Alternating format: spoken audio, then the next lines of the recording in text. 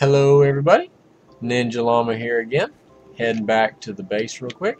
As you can see, I've done quite a bit of work out here in the cave system. I installed a 3x3 piston door. It's quick enough that you can sprint through and not lose it. If you watch the particles when you sprint, you'll see that they stay there. That's a nice feature. Oop, broke the door. Have this design in the door I saw in a Etho video, and I liked it quite a bit, so I went ahead and put it in here.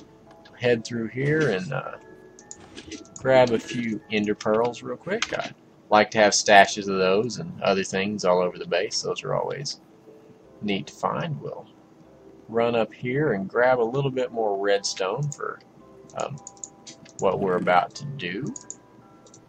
Break a couple of these blocks down, and I've always been a fan of whoa, so laggy in here.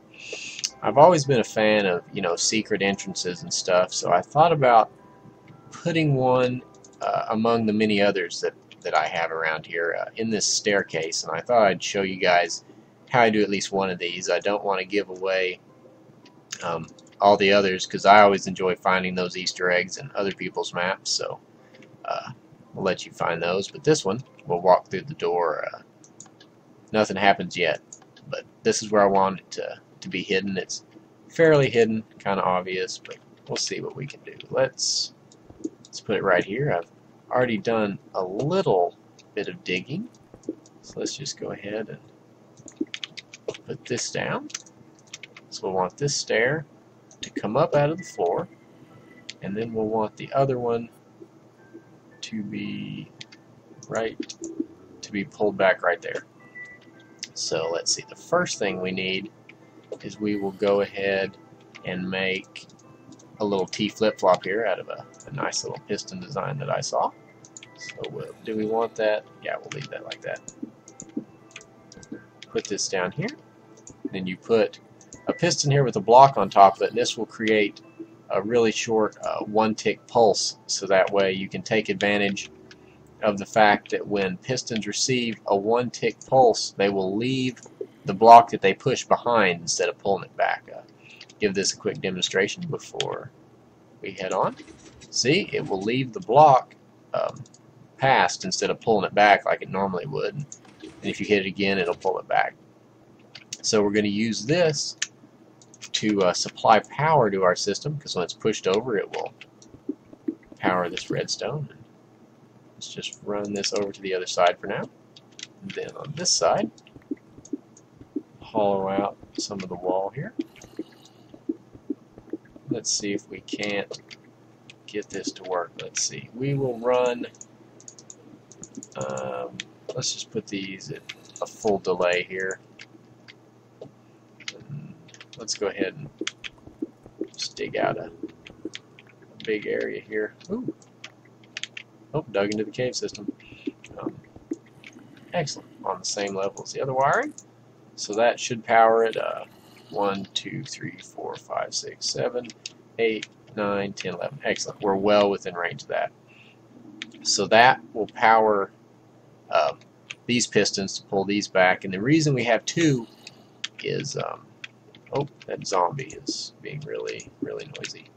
But the reason we have two is we're going to want to pull this stair back and over, and we're going to need two pistons, one to pull the other piston over and one to pull the stair over. So let's go ahead and mock that up so we can see. So that will go there, and we'll put the stair in later. But we're going to need to have this piston powered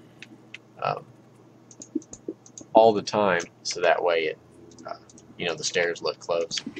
Can't tell it's there. So that's how that should look. Let's dig out of here. We will put our stair in place. Excellent. So left the back open here, so we could get in here, and now we want this to be triggered when we push our button. So let's see if we can't get that wired up really quick. So now let's put another torch, and then let's run redstone. We don't want to run into this. Well, actually, yeah, let's put it right here. We don't want to have any problems with our redstone crossing. Give us some stuff that we... Oh, that's not running in there. Let's see if we can't get this wiring worked out. That will have to run like this, and we'll move this torch to... Where's my axe? Oh, there we go. This side. So that way that's on normally. And we just had to do that because I want to transmit this vertically. And guess I could have used half slabs to do this, but then we'd have to make sure that the wire was pointing the correct way. And this is our outside wall, so I just went ahead and went with these torches to make sure that it's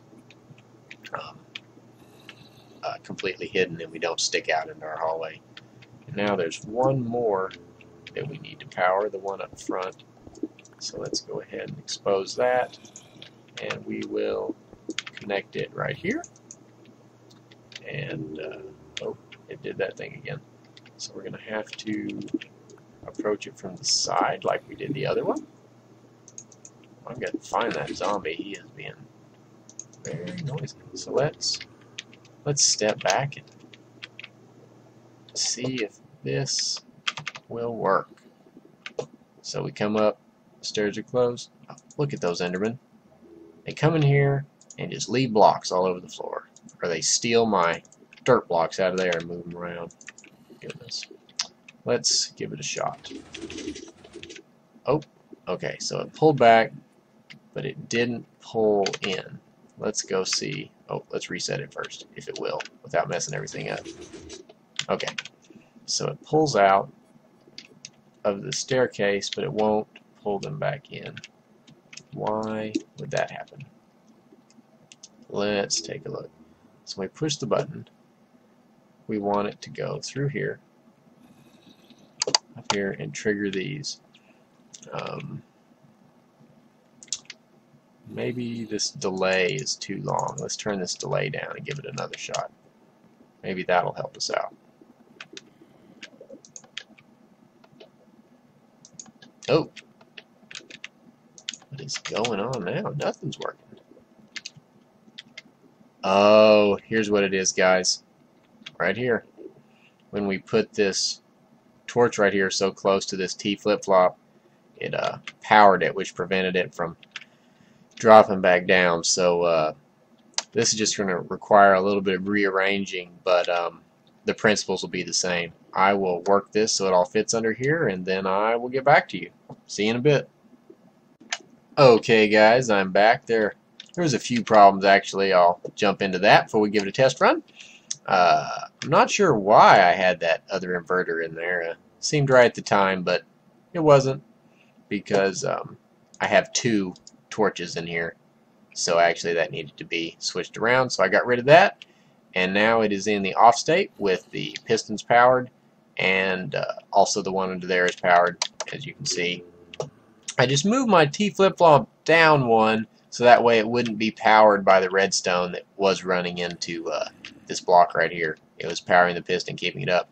So I just scooted everything down and got it to work like that. So we'll give it a test run before we close everything up. Let's see how this goes. Cross your fingers, and we walk up. Boop. Excellent. Pulls in, we can walk right in. We will have another button or a pressure plate in here so you can shut the door from the inside. We'll just have to run a wire over to that side.